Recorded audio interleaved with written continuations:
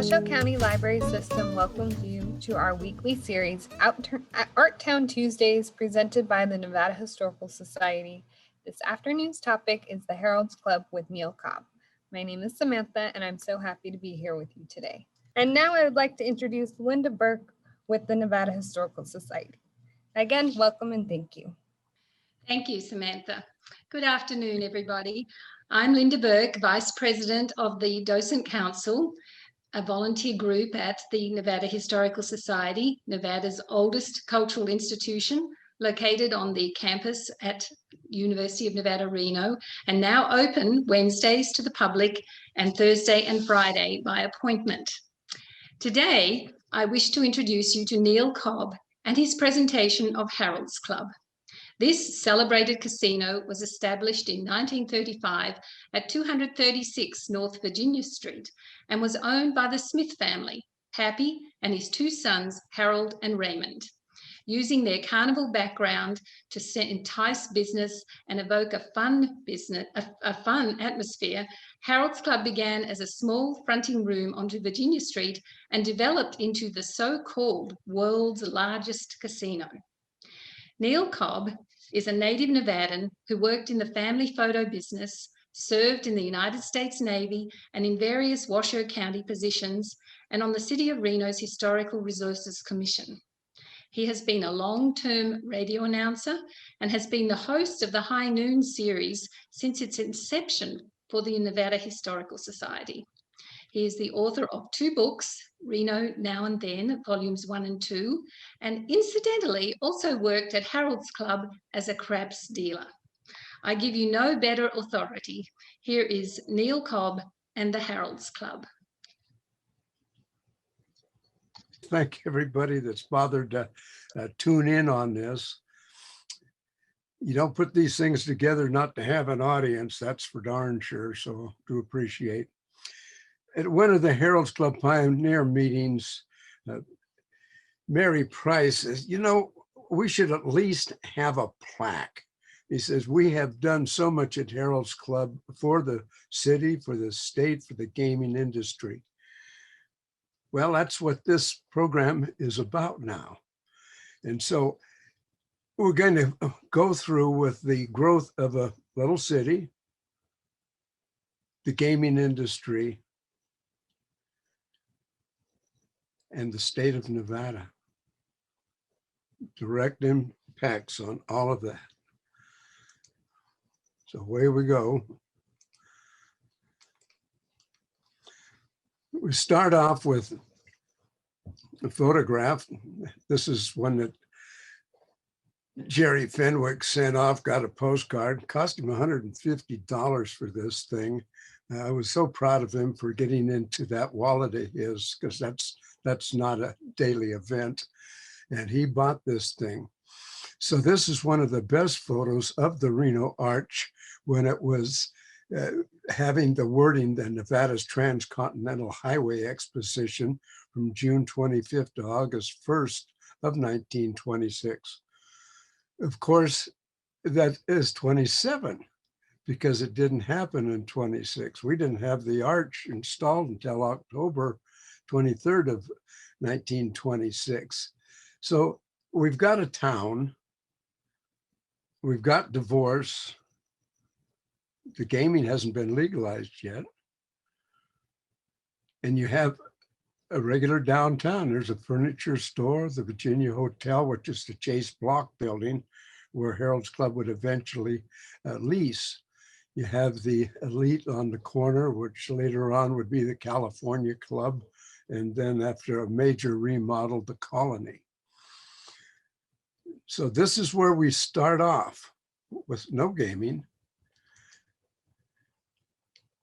1935, things have changed as of 1931. The gaming and the divorce had been recognized legally by the rest of the nation.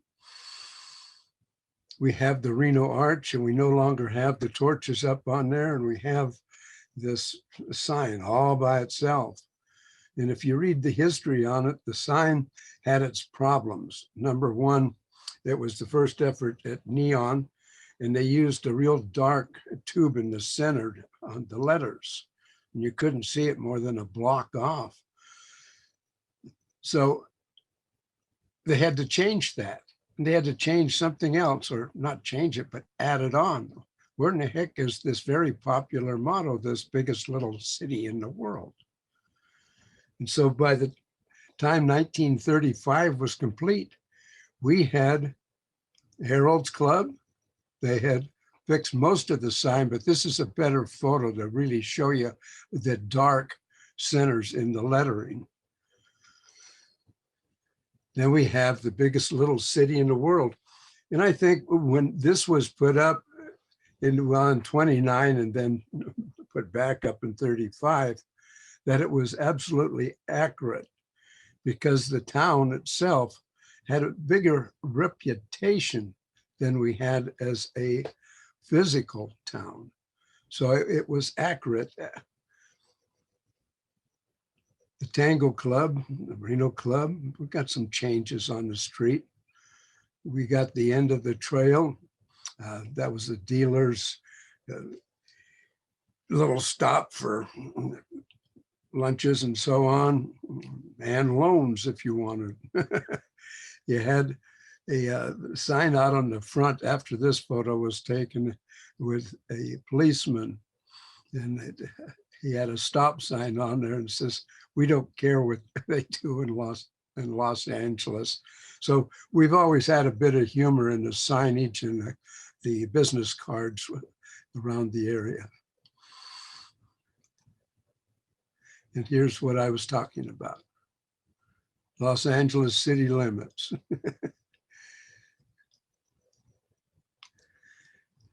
Now this one photo, this is Joey Lewis and Harold Smith's first wife, but it's not the comedian Joey Lewis. This is another fella. But I want to show you the front of the Herald's Club. When they went in, there's an actual door that you had to open here. And the only thing on the front part of it is you've got Herald's Club in neon behind the glass. Things change after a bit. Very popular. Still got a door over here. And notice on the side there, one of the sub-lenders from Herald's Club, because they had the master lease on the Chase Block building with the Virginian Hotel up above, that says Harrah's Keno Club Bingo.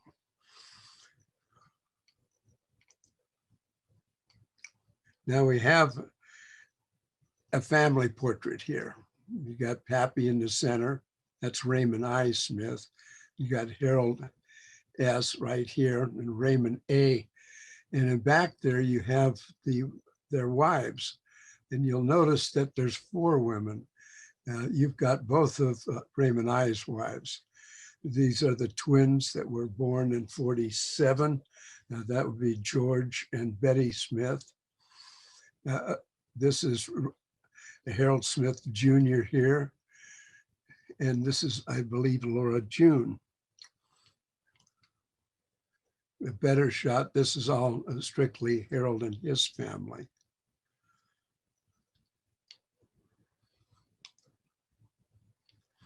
Things keep changing downtown. Signage, it's all over the place now.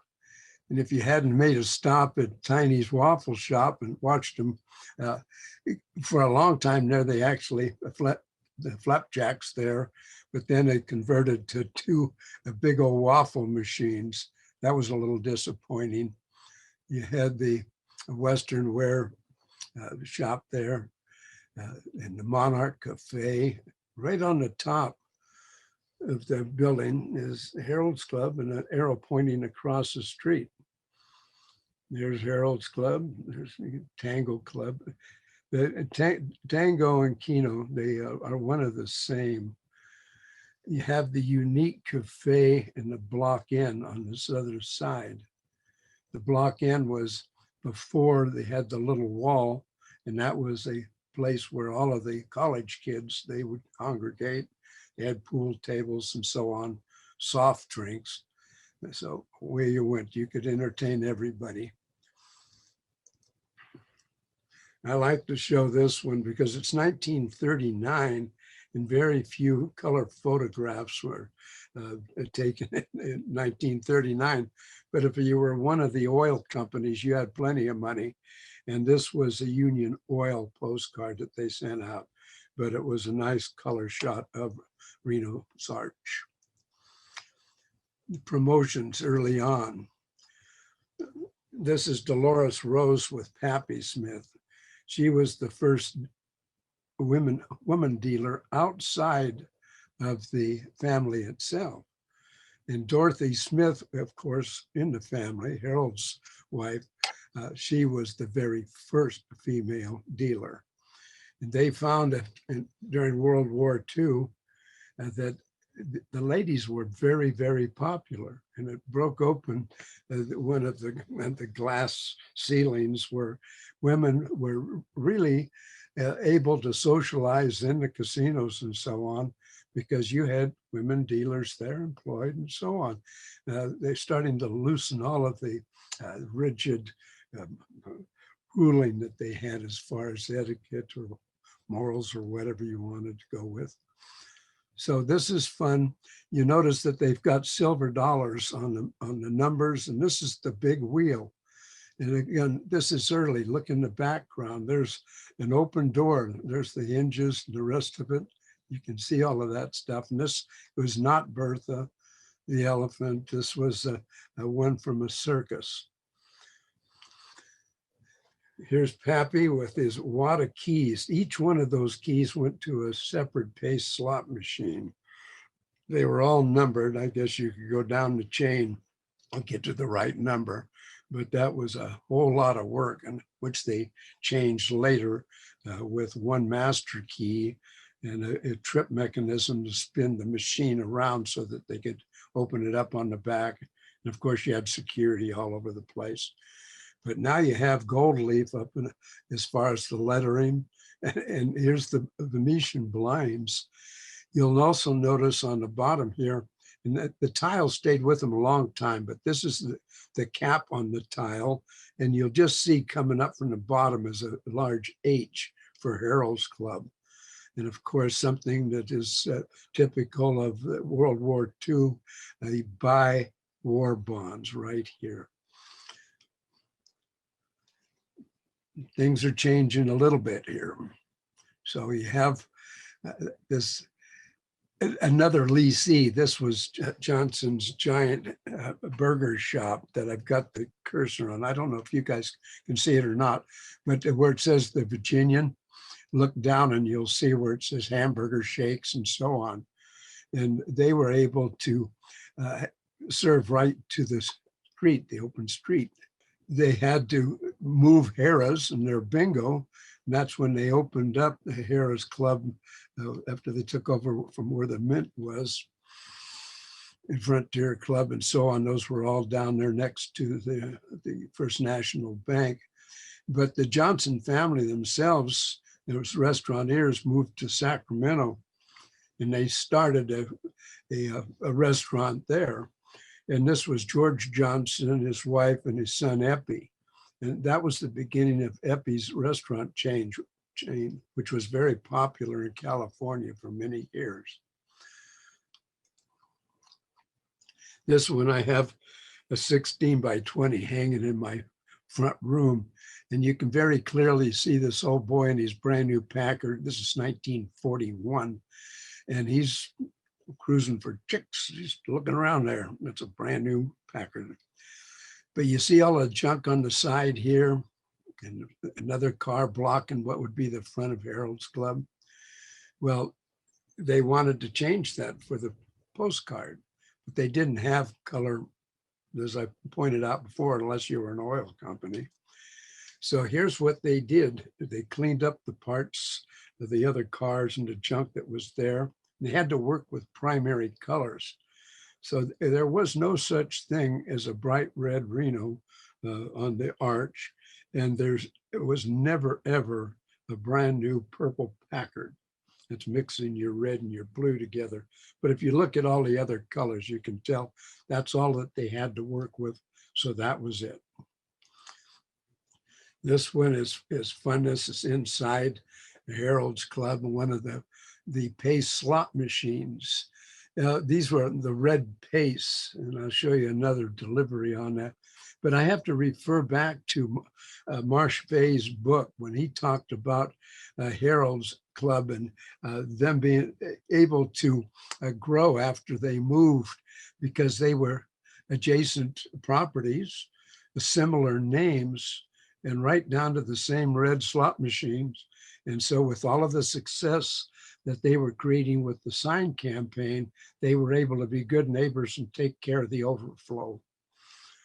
But they had fun with words. Notice how giant jackpots. This is just we haven't found this guy's name, but he's a reporter of some kind or another. And of course, that's Pappy Smith there. This is Dolores. No, this is Olga.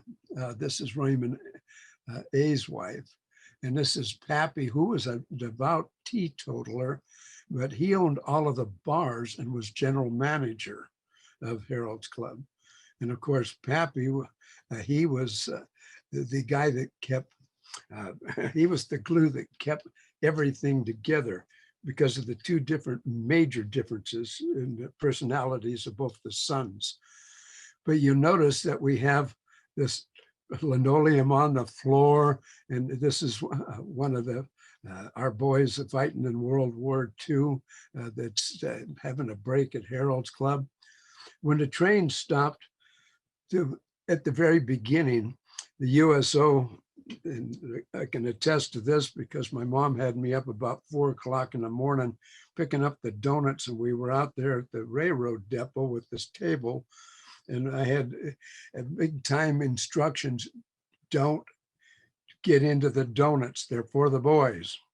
And so we handed out donuts and hot chocolate and so on. But later on, Herald's Club expanded on that, and they were able to have the train stop for a little bit longer so that they could really stretch their legs and come in and enjoy some hospitality given by not just Herald's Club, but it started with Herald's Club.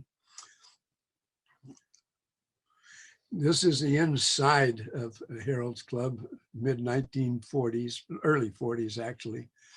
And you can just barely see that same familiar floor in the center there. The place was so jammed. You had a combination of gas lights up there and neon lights on the side and regular pot lights trying to illuminate this place. And of course, there's another one of your signs promoting your treasury bonds that's hanging from the ceiling. This is what I was talking about as far as the delivery of these machines. This was the first delivery. These are dollar machines. And this is Raymond A. and Raymond I. And this is Earl Hogue. He was the comptroller there and the pilot. The aircraft is the same thing that Lockheed Electric. Amelia Earhart, thank you. Had a little mental block there.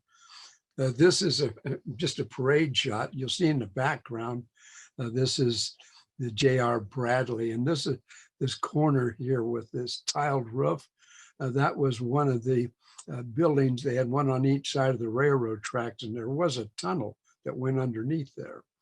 This is Pappy up front here. This is Iola. This is George and Betty over here.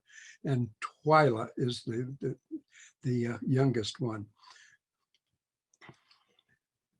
Here's the giant hamburger I was talking about. So now I don't have to tell you about it. But you see how they had the awning out front, and here he is serving to the front side there, and hamburgers, milkshakes, all of it. Again, here's the full H, so you can see what I was talking about.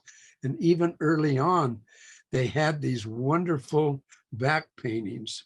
You'll have those inside the club later on, and we were able to get one from a fella Sherry Zorn and Christine Johnson and I went over. This fella, he fell heir to his dad's house, and there's something to do about one of these things is supposed to be from Harold's Club. Well, I recognized it right off. Hell yeah, it is.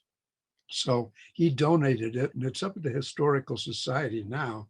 And somewhere down the line, you're going to be able to enjoy it. Harold's Club, the Friendly Club, they focused an awful lot on that. But when I first met Pappy, he says, "Do you like people?" Well, yeah. He says, "Well, that's great." I says, "Because if you don't, I don't have any use for you." Whoa, that was an eye opener, and he was dead serious. So uh, the whole staff. I mean, we had. Well, our Herald's Club Pioneers was a good representation of that.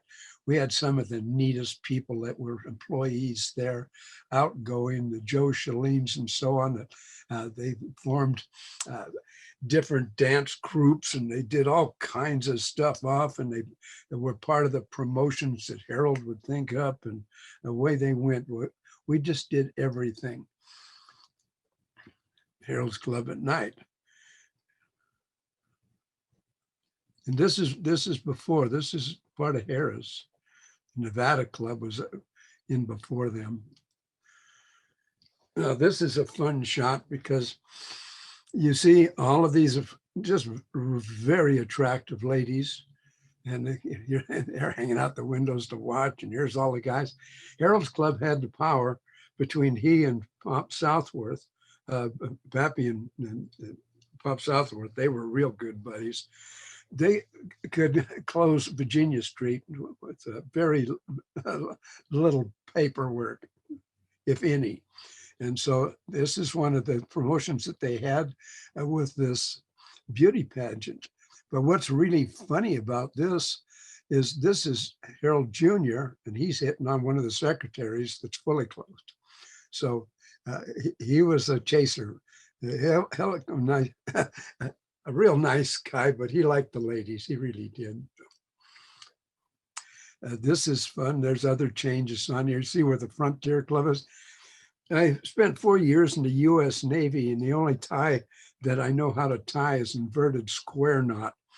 And so the only tie I have at home I got from Spencer Hubson, and it is from the Frontier Club, and it's a beautiful piece. It's got a buck and bronco, the same as they have on the top here. And that with the neon, it had multiple sets of neon on there. So they actually simulated a bucking bronco. But when he gave it to me, I had him tie it too. And I've got it hanging on my dresser. So if I want to do a program and wear an actual tie, that's the one I wear. But I don't know how to retie it. So away we go. You take a look down the street here, and you'll see that this is 1947 or late 46. This is the scaffold going up for the Mapes, and it's only the first 4 stories there. But Harrah's Bingo is still here, and so is the Giant Hamburger. All of that would move as Harold's Club expanded with the success they had during World War II. So immediately after the war, and I mean immediately, they had plans in the works because they had the money and they had the vision, and they were really going to go to town on it. So the town is growing, and the gaming industry is growing. Look at the more action that you have out here, and they're going to be gaming in the Mapes and in the Riverside, and over at the Cal Neva and so on. You look across the street here, this is the bank, of course, on the corner.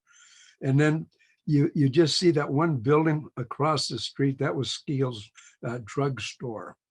And it was funny because there was 3 drugstores and 1 bank on 2nd and Virginia Street. You had Skeel's, Walgreens, and Ramus. So pretty fun stuff.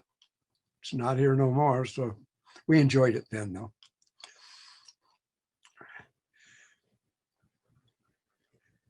This is when it was the California Club before they remodeled, and we'll show you some changes there. But you had the Stag Bar and the Nevada Sporting Goods here on the other side.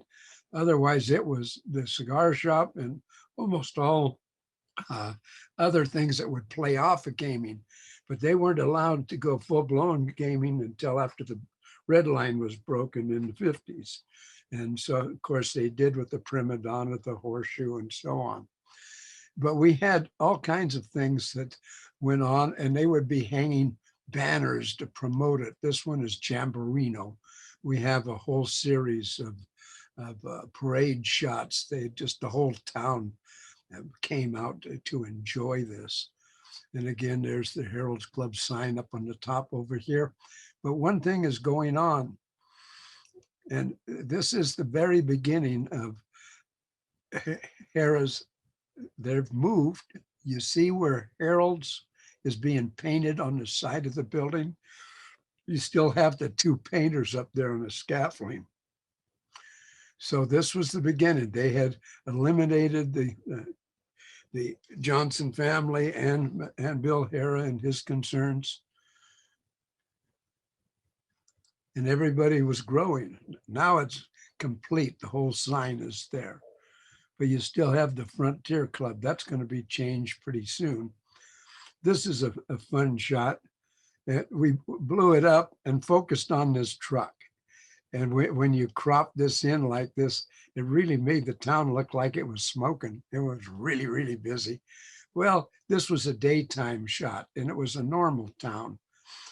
In fact, when I do old Reno programs, I like to talk about we being two Renos. We had the red line with all of the downtown activity, and surrounding that was the best little town you could have ever had the blessings to have grown up in. It was the same as any town that Norman Rockwell would have ever depicted in any of his covers on the Saturday Evening Post. It was a wonderful place to grow up. And this is the one. See, isn't it busy? Now things are changing again. You see that the Mapes is now up. And this one is fun. If we were able to scope in on that, it would have a whole different proclamation on it. We had one that was on there that was advertising the Policeman's Ball, September 22nd, and that would have been 1947. And when I did a program for Jack Neal over at Reno High School, in one of his classes, I had a young fellow follow me out, and his parents owned the Sun Cafe, a Chinese restaurant that was way out South Virginia Street. And he says, Mr. Cobb, he says, I have a question. I said, well, nobody had questions when it was time for them. They just looked at each other. If that would have been a 3rd to 8th grade class, you would have been there another 15 minutes asking questions, but not high school. You didn't want to look goofy in front of your friends, which he told me. He says, oh, I just didn't want to look silly in front of my friends. But he said, where it said Policeman's Ball, he says, is that the way they celebrated a big drug bust? And I had to bite my lip when he said that to keep from laughing, but he was serious.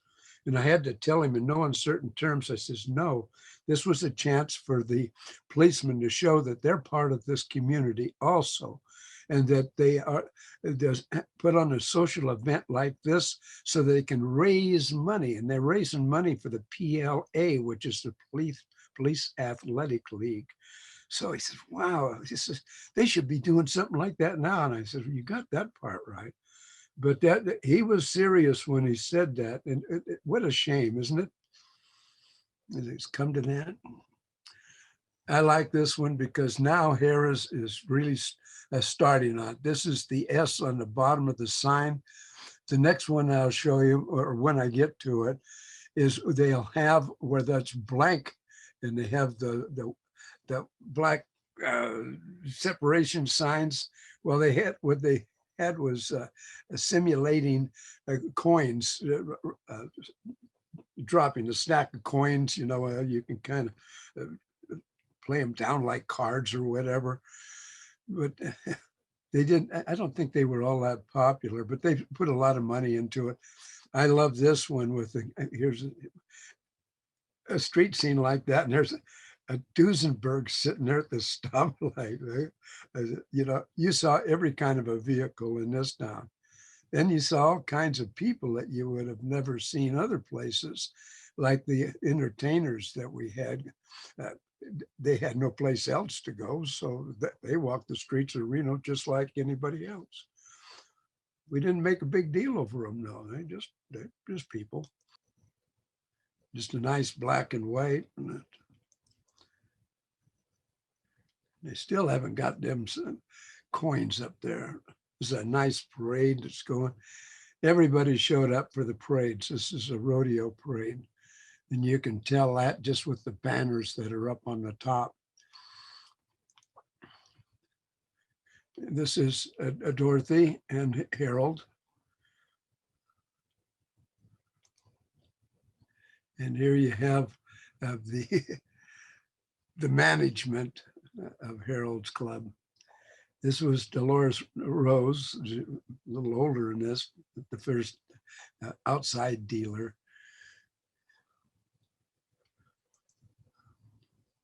Now things are starting to change big time. Harold's Club is up and they've done all they want to do. But you see the Reno Arch, the top of it has been swung out of the way. And the California Club now has new windows in it, and there's brick going up on the outside. And when they're done with that, it'll be the Colony. There's a little bit of a close-up on here, so you can see what's going on. And it's George Miller with his crane, and the McCauley Iron Works was here. That was Tom McCauley. Most of you people knew him as the Iceman, did those wonderful presentations there. But here's what else was going on at the same time. And you look at the sign in the back there, it says, watch for our new front. And guess what the new front's going to be? It's going to be the mural. We were successful in saving the mural and getting it relocated over at the rodeo grounds. The rodeo people really worked well with us. But I pinned him, Mayor, this was Griffin. Had to pin him down. He was giving a talk over at Pounding Park, and they were getting ready to tear the Harold's Club down. And I said, you are going to save the mural, right? Oh yeah, oh yeah, oh yeah. And his word wasn't worth, well, he's a politician. I had people that were still working downtown, and they kept me posted. And when the demo people showed up at 4 o'clock in the morning, I had the telephone calls from 3 of them. And I called over there to KOLO, and Channel 2 was the other one. And I had TV people down there, and that was something else. And then they got to be very careful when they removed everything. It was all wrapped in bubble wrap and the rest of it. And of course, the story that goes with the dedication proclamation on the very top, dedicated in all humility to those that blazed the trail, was saved by Will Durham. He tells a great story on there, getting permission to take those down. And those letters, each one of them was about 2.5 feet tall. And he could carry 2 of them at a time. And he's up on the 3rd floor with a flashlight taped to his head while he's dragging these things out. And if it wasn't for him, they would have been gone. And now they've been reattached with the mural itself. They hadn't quite finished it. You'll see on the right-hand side there, they're putting on the framework that went around it. I like this one because when we went before the city council to save the mural, I mean, we really went after this thing, wherever we could go. But at the time, I was president of the Harold's Club Pioneers, and I had T-shirts made with this image on them. And everybody wanted to chip in, and they all bought these things. And I had maybe 50 people in the crowd when I took the stack of paperwork that was supportive of making sure we can do something proper with the mural. And I said, besides this, I brought a couple of friends with me that wanted to make sure that you understood we're serious. I wonder if they would stand up now. And it looked like the entire audience down there at the city council chambers stood up. Here we are, a lot more modern, but look at, we still have the tile out on the front. This was an electric eye setup. Look in the lower corner. And that was the entrance. And it wasn't an air curtain at that time. And they had an electric eye, just like the early grocery stores and so on, that opened the door and closed the door for you. So, and I got a fun story about that where I made it work. Guy, oh, thank you. And he gave me a quarter. My sister and I were going to the movies, and first thing you know, we never made it to the movies and had a whole pocket full of money. And when I got home, I laid it out on the bed, and my dad come in and he says, "Where in the world did you get that?" So I told him, and I was pretty proud. That was pretty much of an entrepreneur I was. And he went up and smoked. He said, "Here's my ragamuffin kids out there begging for money." What the? Well, you can't do everything right. Here's where it sits now. We're very proud of that. And it's in panels, so it can be more easily moved. The original removal off of the front of Harold's Club, it was panel by panel by panel, and there's 80 of them that are the standard panels, and then all of these front ones that are 3-dimensional were additional, and of course the falls there, those were moving parts simulating water, and that was different also. But every one of those now, this is in 6 panels, and it's got its own framework to hold it up instead of the building on the back. And if they wound up moving to rodeo grounds or whatever, they can easily take this down. I say easily, it won't be near expensive. None of this happens for nothing, that's for sure. This is one of the giveaway attachments for the top of your license plate. You see on the bottom where it's got holes. If you went ahead and took the bolts off of your license plate bracket and ran them through both of them, then you'd have this on the top of your license plate. The first purchase of these things was 10,000 of them. They're steel with a porcelain style of a heavier paint that's baked on the outside there. And 10,000 was the first batch. I don't know how many of them that they bought and gave away, and they had multiple places. And a gentleman by the name of Raymond Stagg that was a mobile unit. I'm going to show you some stuff on him later. But with the 2,300 billboards that they had and 10,000 to start with mobile signs, they really had an advertising campaign out there where the traveling traffic down Royal see them. And everything was, you notice it's Harold's Club or Bust, doesn't say anything about gaming.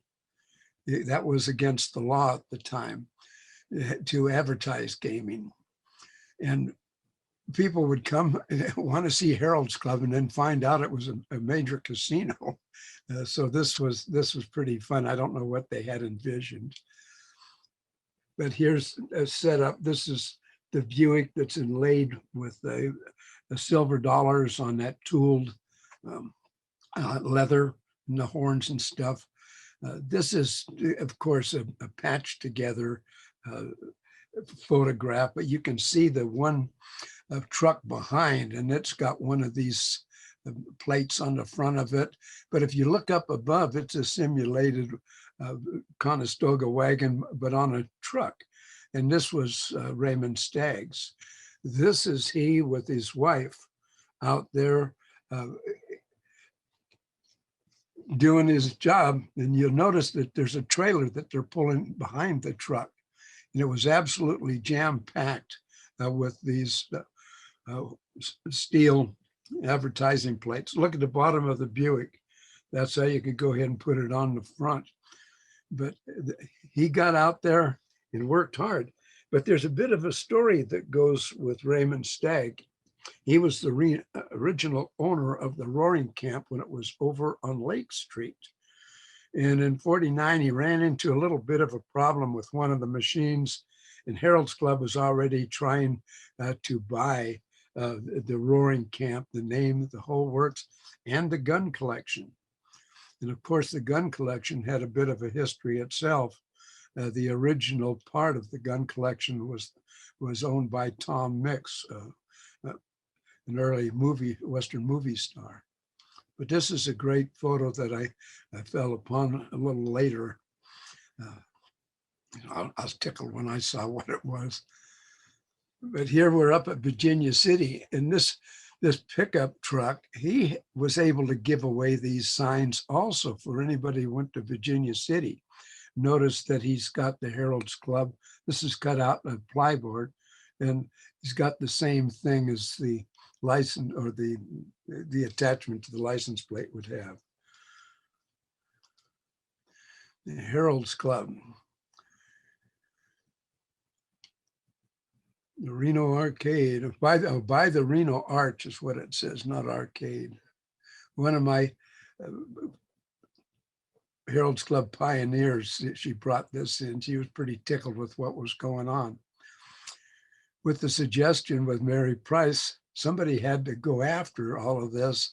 And so I had plenty of help with the rest of them, but they didn't know the routine, having to go through the Historical Resources Commission and spend 3 years before we had success. So there was a whole bunch that went to this, but it was important to have Herald's Club recognized. This is one of the standard signs that they would have, and everything was Western themed. You would have something happening to a cowboy and his partner in a canoe, or a runaway hand car on a railroad or whatever. Here we got the Indians chasing the stagecoach there.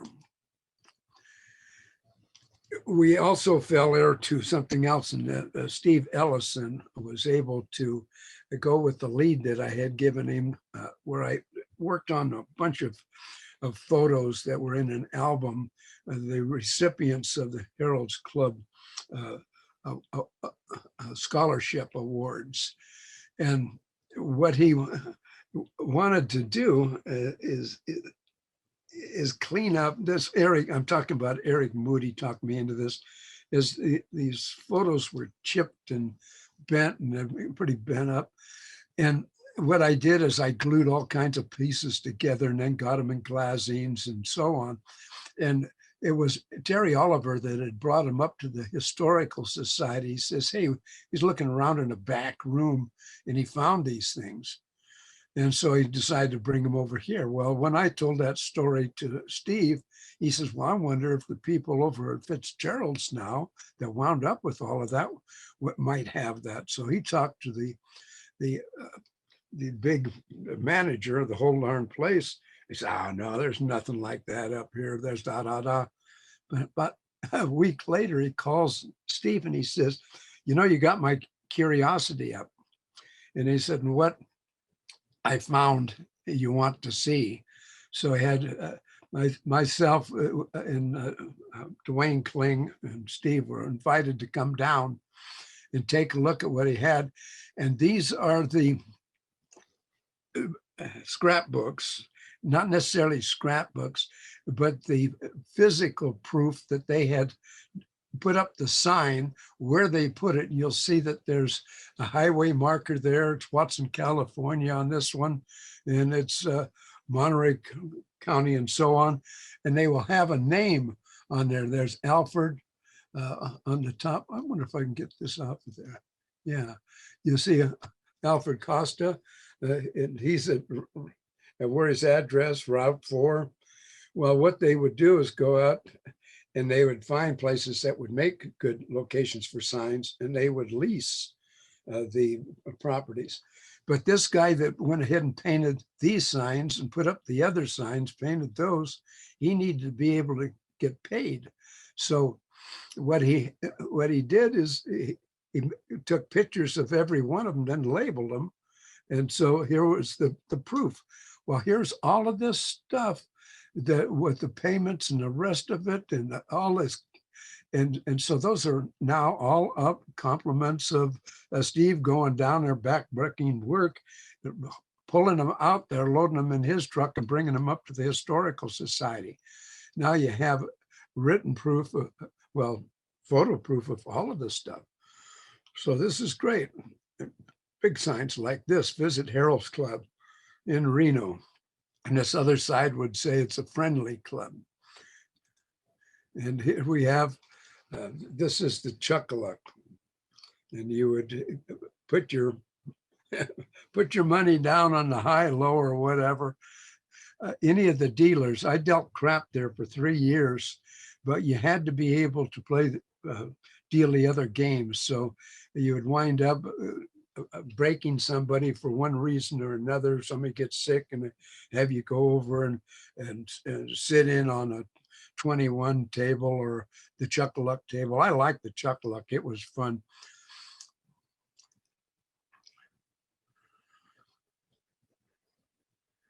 Another good shot of just downtown.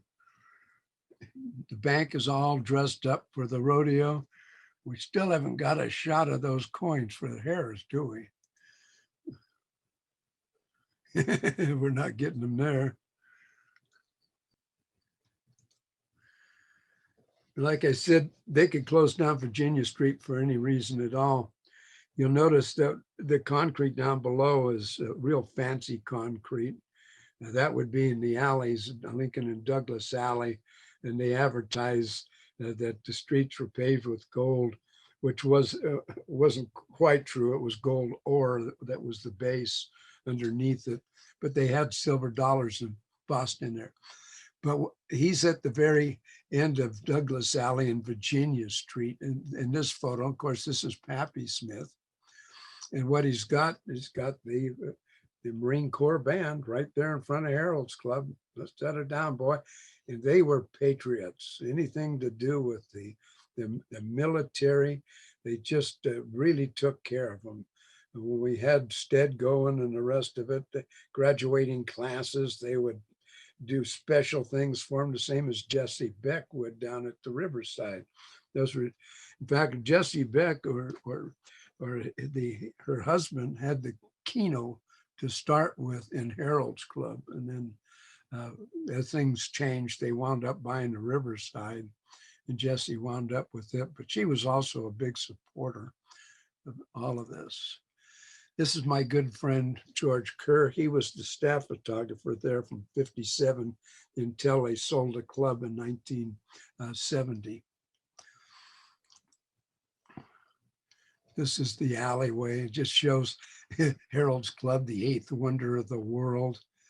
It's fun stuff like this. They had borderline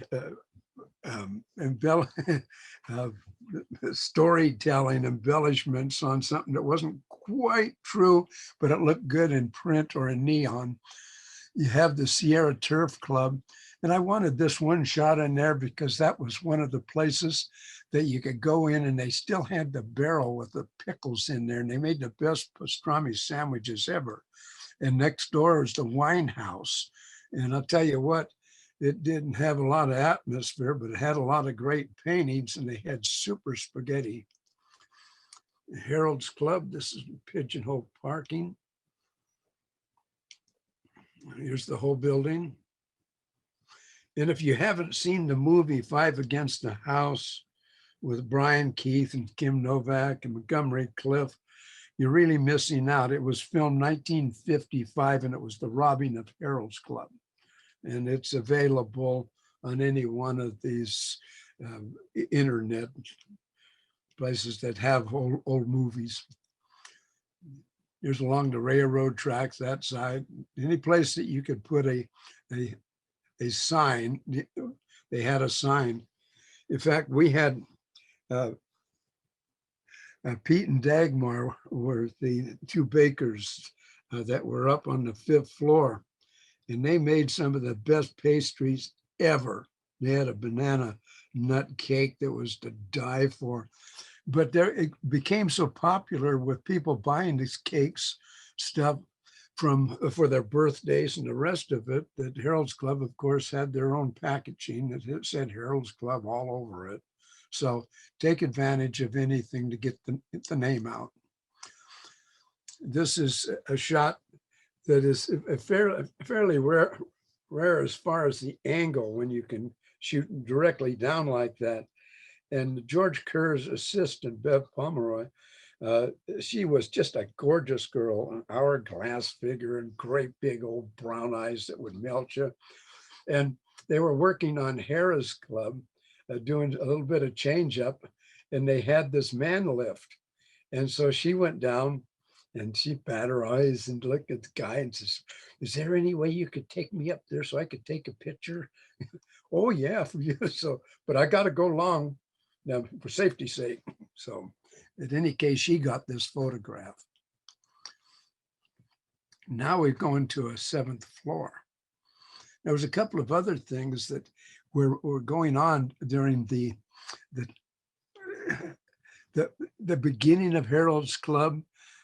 Its growth, it's now even more growth. But there was a friendly, and I say friendly because Bill Harrah and Pappy Smith were actually friends. But we, as the guys on the and gals on the ground, we decided that we were the best store in town, bar none. Well, the kids over at Harrah's, they thought the same damn thing, that they were the best store in town, bar none. Well, guess who won? It was the customers.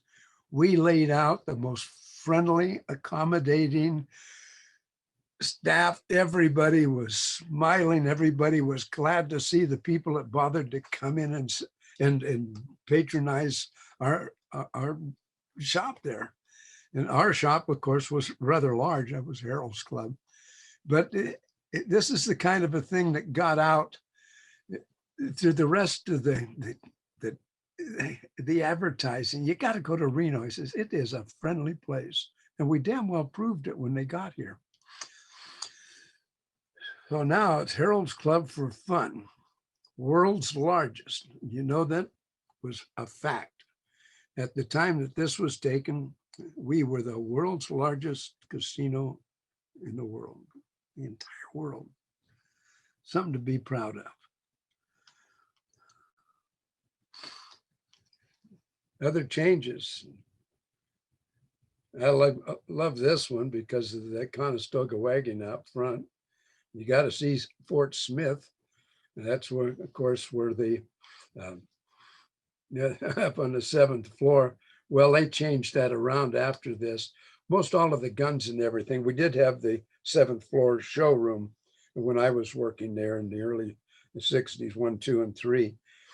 But the Fort Smith was actually on the 2nd floor where we had all of the major display of those guns.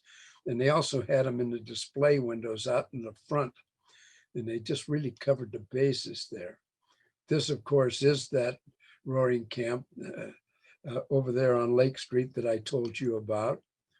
This is inside of the roaring camp. This is my dad on the right here. And you see some of the guns displayed there. And I like this photograph because it shows that even in a commercial establishment, they had fun. And you'll notice in the center on the wall there is a coin-op mechanism. And you put the quarter in there and those saddles start to go up and down and back and forth and sideways and so on. And so it was fun to walk by and just put a coin in when somebody's on there. Here's the whole shot. I mean, it was a massive collection. And Harold's Club expanded on that. Here's, those are George Kerr's kids there. And you have the fella out there, Ask Me, and he'd tell you all about the weaponry. Same thing here. And here's the inside. This 2nd floor. Red Pay slot machines. This is over at Orvis Ring, one of the Spanish quartet, the grammar schools that were built out of the bond issues of 1908 and 1910. So, but take a look, it's Harold's Club Bust is one of the entries on his American Flyer red wagon. Now this is Raymond A. And Raymond A., he was the quiet one.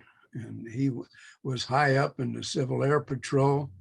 And he did a whole lot of different things. He was a hell of a trap shooter. And he just did just a whole lot of fun things. But he was quiet in the background, and he was in on the board meetings and stuff. And he was calm, cool, and collective. While Harold, of course, was not. He was flamboyant, and he had all kinds of fun doing promotions that would reach the airways or right there in the middle of the club. He marched a Dixieland band, leading the parade, went all through the club, playing the music, and away they went. He was also an honorary member of this Indian tribe, which is the local one out at Pyramid, Paiute. Harold, here's Harold. He drove that motorcycle in the club 2-3 different times, took his horse inside the club. He was a character, but he and that lion thing on the back in his Harley, and he was an excellent rider, but he was out there promoting Harold's Club. This is Pappy. There's 2 paintings, and we have one of them up at the Historical Society, and the other one where he's dressed like this is out at the Elks Club with the direction that if anything happens to the Elks Club, that it's reunited with the other painting. I took Eric Moody over to see my ex-mother-in-law, Iola, who was my best friend for over 30 years after a marriage that should have never happened. Ceased to be, and she kept me. Well, why, I'm not sure, but I'll tell you what, I love that woman, and she just was just a super lady, unbelievable. But she wanted me to take care of this, and so I got him up to the Historical Society and over the Elks with that deal going. This is fun. You broke in on the tables. You had and unlike Harris, it had a school. This was on the job training, but they'd turn you loose with a seasoned dealer. When they broke me in, it was Dutch Murdoch, Jim Murdoch, and Dutch Van Gogh. Okay. And I came in and out of the game, and had a week's worth of training. And then they throw you to the wolves. And the wolves, in that case, was the dime table, a crap table, a dice 5, and back at the corner, Lincoln and Douglas Alley, where if you could deal to the people that stayed 8 hours a day there, knew how to press a bet, knew how to go ahead and put up a bet that couldn't be paid equally, like a hard 8 and an 8. Well, there were different ones that you couldn't divide when they put a quarter on it. And so this was something else. So you learned, in fact, the first time I caught the guy pressing the bet, everybody stopped and applauded me. Oh, well, so that was fun. And they had you deal, place the bets and stuff coming from the right all the way to the left. And you had 2 dealers, one on each side, and no boxmen. There was nobody else there but the 2 dealers. And then when you picked up, you go up from the center to the full right or the full left, depending on which dealer you were. So I had a fella come in one day. Well, I go back to this. She's on the quarter table. That's what these are, quarters that are on the table there. And it was the same break-in kind of a procedure for the 21 dealers. But I want to tell you about this one fella that came in, And what we did in our spare time is we practiced stacking and click, click, click with stacks of money or chips or whatever. And I had 20 silver dollars at home, and I would break them down into fives, click, click, click, click, click, click, click, click, and back up. You know, you just get a feel for the chips or the money. So this guy comes up, and he doesn't look like the regular people that were there. The people that knew more about the game than you'll probably ever know, but the ones that carried a wet sock in their in one boot or the other, and they could take the sock off and pull a dollar bill out there and want change for it. And so it had that happen many times. But this guy showed up, and he's wearing a suit, just beautiful suit, all tailored. He's got white on white, either a Packard or a Ripley shirt, which was a big deal to have those uh, back in the 60s. And the patent leather shoes and a silk tie, and the first layer of skin is gone. We shave so close on there. And he comes up and he throws down $100 bill. And there's my chance. I break him out 80 in reds, which were $5 chips, and 20 in silver. And he commences to just piss it away in the field, which is the worst bet on a crap table. And he takes off. Well, about 45 minutes later, he comes back and he waves me over the side, and he says, "Mr. Dealer?" I said, "Yes." And he says, "There's possibly a chance that you shortchange me, because I carry $1,000 bill inside my pocket here, and when I get down to it, it's time to go home." And I says, "And I haven't got it." So click, I hit the button, and here comes Chuck Webster, the general or the floor manager at the time, and one of the pit bosses, and security and so on, and tell them the story. And so at the time, you could drop the box, in which they did. They unkeyed it, and they dropped the whole damn box on the table. And they're sorting through all of these $1 bills and a couple of fives or whatever. And here's this nice bill. And everybody's counting the zeros, and bigger than hell, it had 3 of them.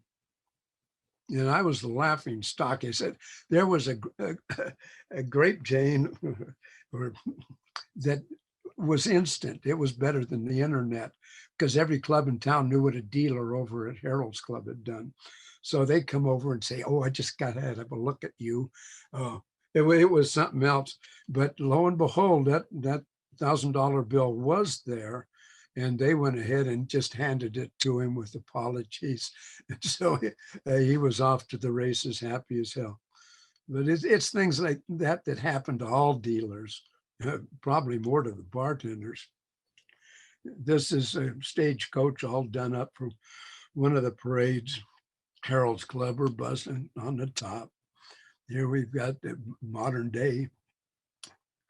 This is after the gaming was allowed on the west side of Virginia Street. There was a push in 1953, 4, and finally success for some kind of control. And it was pushed by all of the clubs that were on the 200 block of Virginia Street, not necessarily any of the people over on Center. Now, Center, of course, was the original section for all of the gaming, and lots of the same people were back after it was legalized. And they weren't real big on having people monitor any of the action on the inside. Well, these people band together and says, we need, so we can stay in business. It's a very lucrative business, and it draws a lot of tourist action to the area. He said, we need some kind of a control. And of course, the state accommodated just real fast on that, because then they could make sure that they were watching the counts for their cut. Well, we did have the Gaming Control Board in 1955, but we didn't have the Gaming Commission until 1959. And this was a major thing to happen because it gave credibility and respectability to gaming, period. They knew they were getting a fair shake, and it had to be up because it was monitored, it was controlled, and it was still lucrative to the operators. Here's our bowling team. I talked about Joe Shalene earlier. She's the girl in the center. And they won some high bowling competitions. I think they had one of them that was Western Regional. Here was the control for the railroad. Isn't that a beauty? I just wanted to throw that in. Harold's Club, this up on the 7th floor. And he would have all kinds of different entertainers up there. This is he and his violin, and he could actually play quite well. But when he had Isaac Stern as one of the people that performed there in the 7th floor, he says, if I can't play as good as he does, I'm not going to play no more. And he didn't. This is one of the female vocalists. This is Lillian Pons. And Harold in the middle. This is Pappy in the back of Pons, but this is George Smith right behind his dad. And this is George Kerr in the background with his camera that was always with him. This is a photo by Don Darrow, who was his close friend. And we used this for the first card we sent out for the God Club. And God, it had an acronym for good old days and had nothing to do with religion. And the two of them got together and they decided that they come up with this great idea to advertise Reno. And so this, of course, says Reno or bust on the back of this card. And of course, here's the gal, bare bust on the very front. They talked to one of the gals that was performing down at the Riverside and had her drop the raincoat, and they took the picture and they put this together, took it up to Harold and Pappy, and they blew up. They wanted every one of those and destroyed them. He says, you can't be running things like that to advertisers. So, but a few of them were kept out, and George Kerr had a couple of them, so I have one. This is just a shot out of the bank building, shows you what the club looked like. Its positioning, I mean, it was one of the taller buildings in town. That and the Mapes were the two tallest. But you notice that there's rigging going up here, and they're building the First National Bank building. I call it the Dark Vader building, but to all. And again, this is right out of the top, just a close up. This was still Walgreens. The Reno Arch is the one that's in Willits now. That was 64 to 87. You know, this brand new arch that we got down there has been with us 33 years. It's not so new anymore, is it? This is the inside of Harold's Club, shows the escalator. And this is where they took these inside. And the one panel that we got is one of these that's up on the top here. And this is it right here. This is in the house that we got it. It was taken from.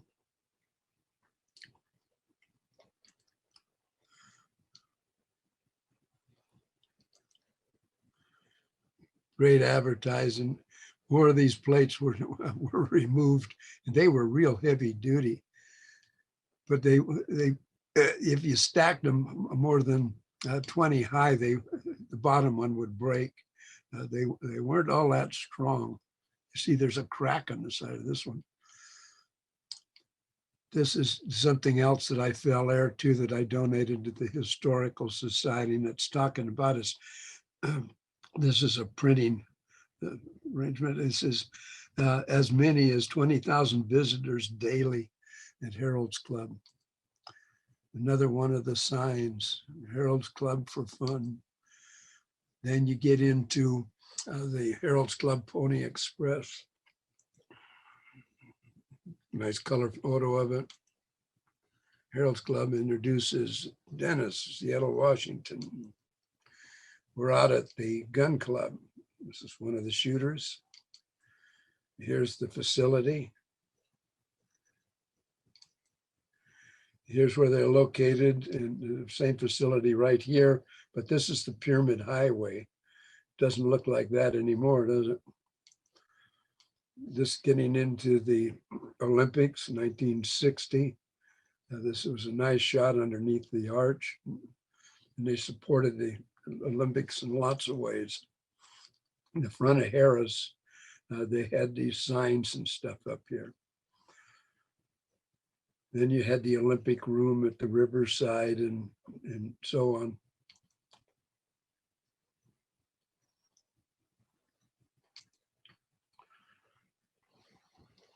Herald's Club welcomed every one of these teams. They took pictures of every one of them and they gave them to the teams as a whole, and then individual shots if they were performing in an event. And it was fun. Pappy and Harold had heard that George spoke multiple languages. So they called him up to the office and he said, George, he said, we've been told that you have lots of languages. He says, oh yeah, I got other ones. He said, well, what are they? And he looked him right dead in the eye and he said, the English language and Nevadan. And they looked, he said, what? And their jaws dropped. And he said, oh, do you mean foreign ones? Oh yeah, I got this. They were French, Italian, whatever. What they were quizzing him for was they wanted to have him not just document with the photographs, but to act as a translator. And so they helped in any way they could. And so that's what he did. And he got to know a lot of these people firsthand. Here's the Olympic award area. One of the teams, this is the English team. This is Carol Hess, and she was the gold winner in 1960 of the women's competition. Herald's Club right in the background. Here's the Reno Arch from 1964. Here's the inside of the Silver Dollar Bar. And of course, it was inlaid completely with silver dollars. Lately, I was able to get a couple of the, 4 of the chairs actually that were restored by Barbara Anderson, one of our White Hat members. And she's got them up in her cabin with all kinds of other things that are a tribute to Herald's Club. Twyla was the youngest daughter. And then we have 1999, they imploded it.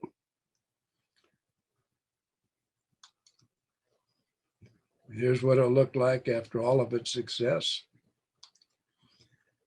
Here's the new arch. Told you that it's not all that new. Here we are at our Herald's Club Pioneers picnic, the Prospectors, Beck Corporation. We had success. I was able to drop all of this text. The opening of Herald's Club on Virginia Street in 1935 by the Smith family changed the face of Reno and ushered in the modern age of gaming in Nevada, with an emphasis on customer service and its innovative marketing, including women dealers and its 2,300 Herald's Club or bus billboards spread across the country. Herald's brought gaming out of the back rooms and made Reno a destination. Along with neighboring casinos, Herald's lobbied for the regulatory body to ensure respectability and accountability in casino operations. the Nevada Gaming Control Board 1955, and the Gaming Commission 1959 with a result, setting a model for the country. Now, there isn't another set of gaming people anywhere, New Jersey or the rest of them, that hasn't used the basic text and stuff that was designed in Nevada because it was so well done and so effective. Here is the dedication of the plaque. We were successful in doing that. This lady back here, this is Twyla Smith. And of course, you know who this clown is. This is one of the t-shirts that I was talking about that we used when we went before the city council. This is Twyla, myself. Melinda Guston was just ever so important by working with me to get this done. And we were on a panel of 3 to come up with the design that's going to represent all future historical markers. Jenny Beckus, she is one of the council people that actually gives a damn about historic Reno and the impact of some of the founding people that really put us on the map. This is Brad Carlson. He is now on the Historical Resources Commission. He's a good man. Harold's Club or bust. I was there. That's all, folks. Thank you very much, Neal. You really make Harold's Club live again. We have a few questions here. First of all, can you tell us what year the first woman dealer appeared in the casino? Do you remember, or do you know? 1941, when the big rush to sign up and help the war effort. And of course, it was Dorothy Smith. That she was Harold Smith's wife. And she demonstrated the simple facts that they can add, subtract, divide, and multiply. And they are very, very good with their hands. And plus, they're a damn sight better looking than the rest of us. So they were an instant hit.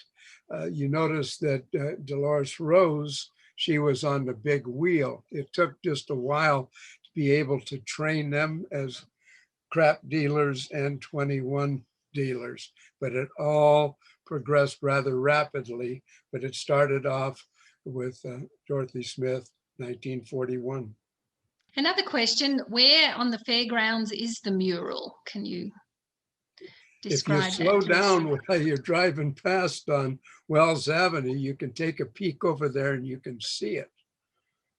It is visible from Wells Avenue. And if you're going into the main entry, into the grandstand area and so on, you have to walk right past it. And the rodeo group, they had done such a marvelous job. Jim Carpenter over there at the town barbers, almost made a bowling guy out of it. But he was instrumental in that, not only is he a first-class barber, but he was the president of the Rodeo Commission at the time. And when Roy Powers, who was the advertising person behind a whole lot of activities, the camel races, the air races, all of that stuff was his ideas. Well, that's where he has his haircut. And so he's talking about all of this stuff and he says, hey, wait a minute, I think I can help. And they went ahead and pulled it out of a questionable position and made it a reality. And it's set, like I pointed out, in the 6 panels, plus the 3-dimensional ones that have to be separated. But it can be taken down and reassembled far easier than the 80 individual panels that were on the front of Harold's Club, plus the addition of the frame and the 3-dimensional parts of the mural. Did the actual lettering get saved? You know, the yes, tribute that's at where the I top? was giving, that was that quick story about Will Durham, because he's the guy that has collected all of these neon signs. He has had an exhibit up at the Art Museum, the big one, it's all black. But he was able to strap a flashlight to his head after he got permission to go up 3 stories while they're preparing this thing for demo. Dust and dark, and it was a mess. And these letters are each 2.5 feet tall or better. And he carried 2 of them at a time down. And so you go through the entire proclamation at the top, dedicated in all humility to those that blazed the trail. That's a lot of trips. And he was able to pull that off and save those. And then what he wanted to do when he came before the Historical Resources Commission with 2 of those, he said, I would like to make a trade. These should be put back with all of the rest of the stuff that is the mural, but I would like to trade for one of the Mapes cowboys, which he restored and he uses as one of his main features. And of course, he's got a whole bunch of the Herald's Club signage. And when he's got room enough to display it, they're just beautiful, relit up. But he's a treasure, that Will Torrum is. He's Yes. like Lauren John, you know, and there's so many people like that are out there that really care. Right. We've got new folks in the area, you know, Carol Coleman. She is absolutely a star. This lady is so into the history of this great state and the people and the whole works. We have been blessed with a lot of good people that are new in the area. Right, right. Thanks to her too for this program. So yes. Yes, Does the waterfall still work on the mural? they had it working, but I'm not sure if it is now. Right. Yeah, I remember seeing that when I first came to town, and it was a splendid Well, sight. and the campfire flickered, and yeah, it was a Yes. special thing. It was photographed only second to the Reno Arch. I mean, Yeah. oh, look at that! Look at that! Yeah. Yeah, spectacular. Someone wants to know how many miles to Harold's or Reno, the signs. You said there were 2,300. Is that how many they were? These are the billboards themselves, and you would Okay. have to count any of the barns that were painted. These are Right. billboards. Okay. So, and then when I mentioned that steel cutout, and it looked like it was rectangular there, but it's cut across the top to go ahead and show the oxen and the wagon. It's all, you know, it's an individual picture, all in this steel. But she's 10,000 of those things that they would give you, and they would come out and bolts and everything, put it all together for you on the back of your car, and away you went. But Right. they ordered a couple of 2-3 times. They were marketing geniuses, and they just had more people that would, what they did with the scholarship programs. They ran the scholarship, full ride scholarships, 4 years, from 1947 until 1955, and that had to carry through the people that got it in 55. That was 4 years from there. And then, of course, John Esquaga, he pretty much took over and had them working over there. There's another main loss of one of the pioneers, John was, but he kept that going with the scholarships, and that's just wonderful stuff that had been given by these casino operators. There were some of them that were tight-fisted, but if someday you asked me to tell you the story about the crossing guards in Lou Spitz and Lincoln Fitzgerald. It's a dandy on there, because some people just did not want the publicity, but they had good hearts and they did things without any fanfare. But there was the people that presented themselves in front of Happy's desk. They come out of there just tooting their, oh, look at what he's going to do for us. There was no way of keeping it quiet. Right. So, Some really good philanthropy. Yes. yeah. Okay. Where did the gun collection go? What? All of the gun collection, the firearms that were on display in the casino. Well, when they actually closed it up. Mhm. So So they yeah, were all sold. that was all a big auction down San Francisco with Butterfield Okay. and Butterfield, just like the disposal of all, all of the. We have a great car collection now, but it's probably only maybe a 64th of what it was at one time when Bill Hara was alive. Right. So it just, yeah. And so the Harold's Club closed and it was shuttered for many years before it was imploded. Yeah, not many years, Not many. not a whole lot of years. They tried different things. Even Dick Clark's American Bandstand there. The people that bought it, the Hughes Corporation, they didn't know how to be friendly and open about things. It was a whole different operation, and Okay. it just didn't fly. They weren't the carnival people that the Smith family were. And in the carnival philosophy, yes, carnival, you're given laws for the carnival people.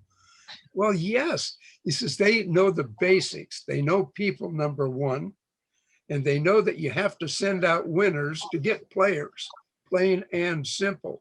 So if you can go ahead and actually beat their game, you're going to be walking around the fairgrounds with a teddy bear or whatever it is. Well, it was the same way with gaming. That's the way they treated it. But I'll tell you what, they came across as just real, caring, beautiful people. I loved them. Yes. That's obvious, Neil. Yes.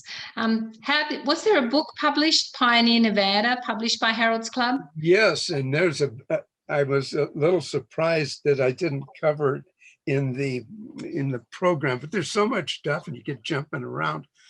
But yes, they put those out and they gave away the paper covered ones, but they had the identical book that was hardback, and that you had to pay for. But all of the illustrations that were in that were done by a guy by the name of Paul Nyland. And when we got all of those scrapbooks documenting all of those signs and where they were and who the lease was paid to, all of the original artwork was in 2 and 3 and 4 of the other boxes.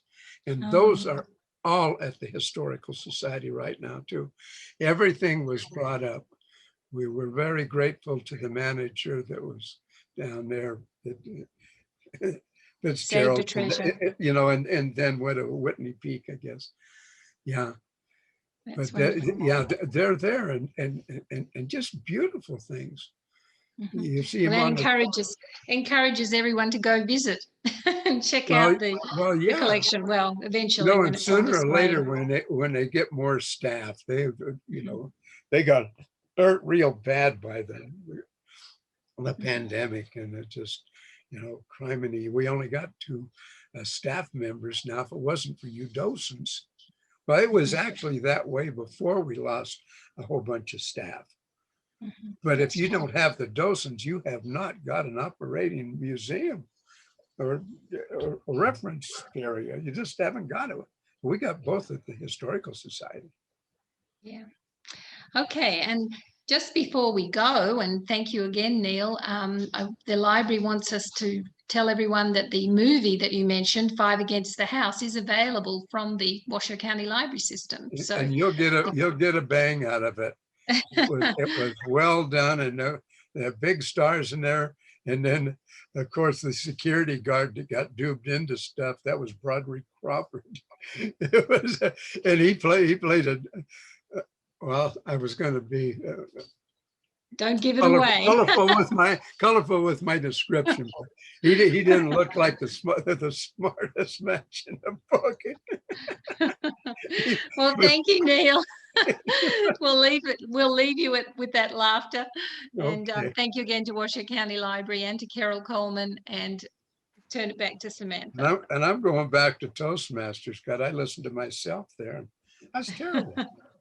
So, but I hope you understood what I was talking about, because it's great history.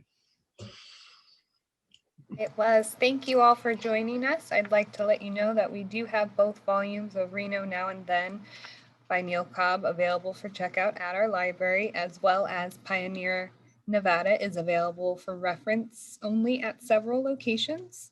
You can check those out on the Washoe County Library.us website. Thank you, Linda Burke, Carol Coleman, and Neal Cobb with the Nevada Historical Society, and John, our Washoe County Library Tech Wizard, for making this event possible. We'll see you next time. Thanks, everyone. Bye. All right.